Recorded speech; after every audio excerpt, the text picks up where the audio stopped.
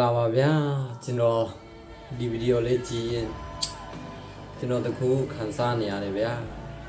ဘာဖြစ်လို့လဲဆိုတော့ငငယ်ရွယ်လေးနဲ့မိဘမေတ္တာဆိုတာလို့လေသူကလည်းဘယ်လိုကန်ဆိုးမျိုးလဲမသိဘူးမိဘသူ့မိဘကသူ့အမေကသူ့လုံးဝပေးမကောက်ဘူးဗျာအဲ့ဒါသူတို့လူတွေတွေ့တဲ့အချိန်ကဒီမြောက်ရုပ်လေးပေါ့သူ့ပြစ်ပြလိုက်တဲ့အချိန်ကအဲ့ဒါသူ့ပေါ်ပြူပြီးနေတာလေဗျာဘယ်လိုဒီဝါနေဘူးကောင်းတဲ့ဆက်လန်းမိဘမေတ္တာမရှိရင်သူဘလို့ရှင်းတာမလဲသူကတိတတ်တဲ့ရွယ်လည်းမဟုတ်သေးဘူးဗျာအခုမှလပိုင်းပဲစီးသေးတယ်ဆိုတော့တော်လေးအဆင်ပြေဘူးဒီကောင်ကြည့်ရတော်လေးဝမ်းနေလို့တကဘာလုံးအတနာလည်းရတဲ့ဒီမြောက်ကလေးဖန်ခုံးလို့သူ့နာမည်ကဂျပန်နိုင်ငံဒီမှာကြည့်ပါဦးဒီဗီဒီယို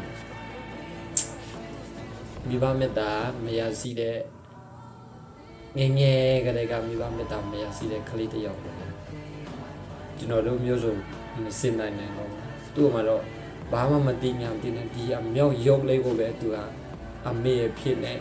အတူတူနေအတူတူအိတ်တာနှွေးထွေးမှုတွေသူယူတာပေါ့ဒါသူ့အမေကိုမှပြီးတော့